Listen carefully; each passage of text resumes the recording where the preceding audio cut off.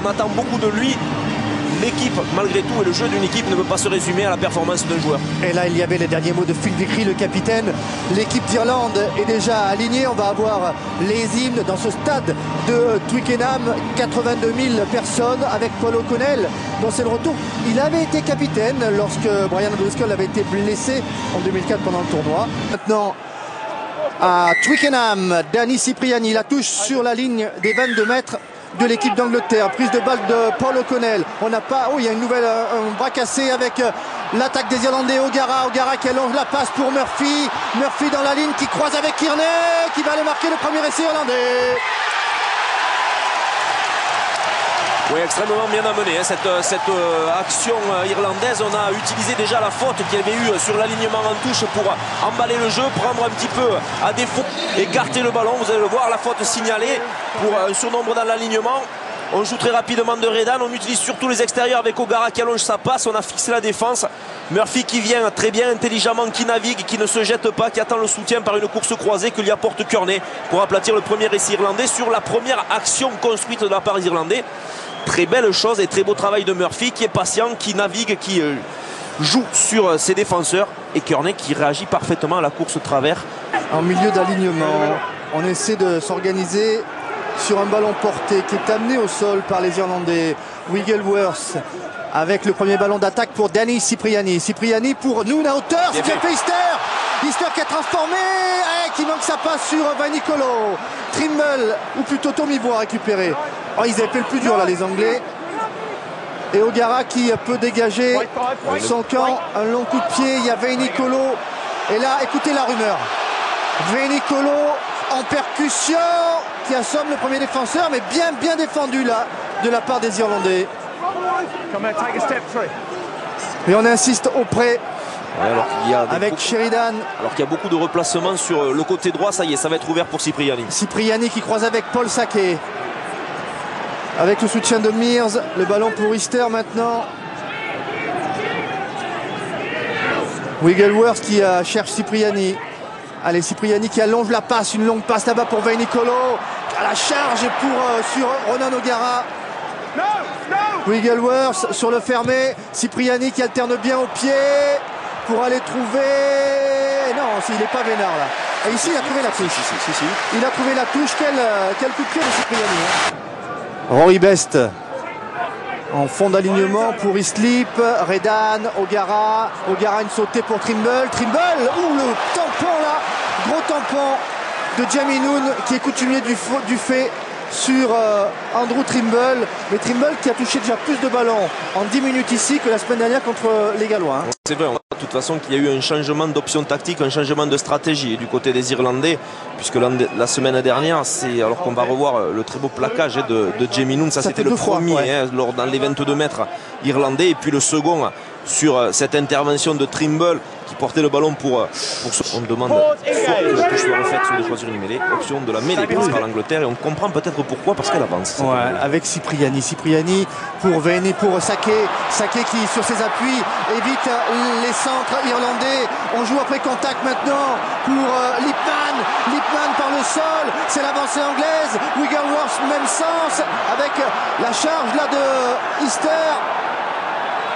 Wigglesworth, il y a plein de solutions pour lui. Cipriani pour Toby Flood intérieur avec Lipman à nouveau. C'est bien du côté anglais, mais ça manque à un moment de soutien. Avec Cipriani pour Bolshoi, et l'essai de Saké par Twickenham qui est debout. Ouais, malgré la bonne défense du dernier joueur irlandais qui était complètement isolé et qui est monté en pointe sur Balma du côté de Balshoi. Et c'est lui qui est au début de l'action.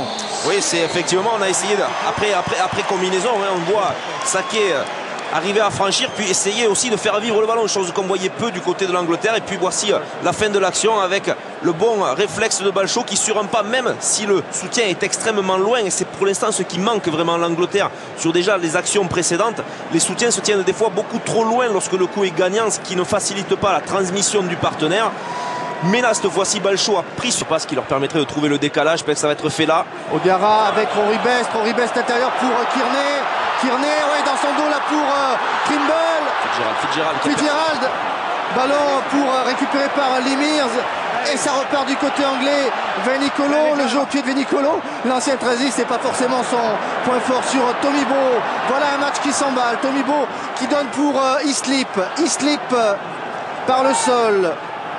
Avec Easterby, Redan qui allonge la passe. O'Connell qui évite la montée de Simon de Easter dans les 22 mètres de l'équipe d'Angleterre. Oui, mais les soutiens sont beaucoup trop loin chaque fois des joueurs irritateurs du côté des soutiens. Alors qu'on voit le très bon jeu de Rory Best, dès qu'on arrive par contre à se faire des passes avant de rentrer dans la défense irlandaise, il y a des espaces qui se créent. Les Anglais eux aussi manquent des plaquages et on avait vu Fitzgerald arriver à faire plusieurs mètres, malheureusement au contact. Allez, ballon pour Easter qui démarre là, qui libère. Ballon pour les avants anglais avec Simon Shaw, Borswick, Cipriani, Vainicolo, Wilkinson pour Bolshaw avec la vitesse de Matthew Tate qui inscrit un nouvel essai pour l'équipe d'Angleterre.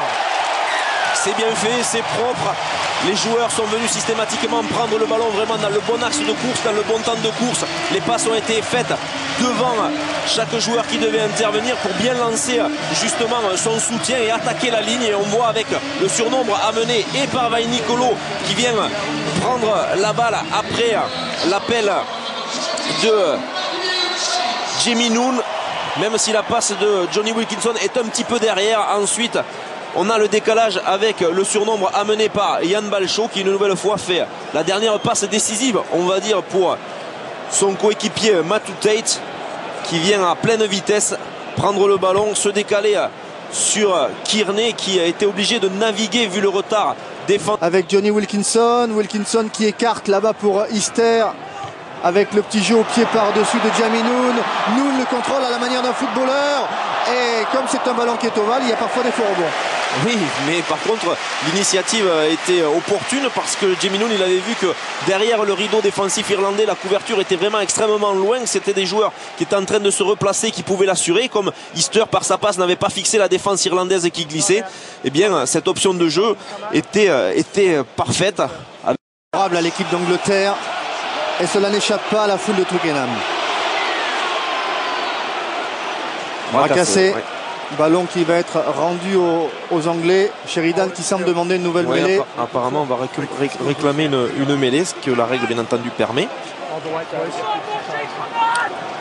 Les Anglais qui ont mis en place une combinaison. Tous les trois quarts sont dans le petit côté gauche, hormis Balshaw dans l'axe de la mêlée. Et Tate qui lui est complètement à l'opposé là-bas dans sa ligne sur ses points de 5 mètres. Avec Wigglesworth, Cipriani, Jamie Noone pour parachever son œuvre. Nouvel essai anglais. Parce qu'ils ont joué du côté où quelque part l'équipe d'Irlande pouvait les attendre puisqu'ils étaient tous concentrés dans ce petit espace. Dans ces 15 mètres, il y avait autant de joueurs irlandais que de joueurs anglais. Et même si Vainicolo vient croiser sa course pour arrêter les défenseurs, c'est Shane Organ malheureusement a cette capacité à scorer en fin de rencontre. Une équipe d'Angleterre qui a dominé cette équipe d'Irlande, pauvre je vais dire dans sa production, dans ses options de jeu. Et une équipe d'Angleterre un petit peu retrouvée bien entendu, mais qui devra confirmer pour savoir si vraiment l'apport de Cipriani a changé quelque chose.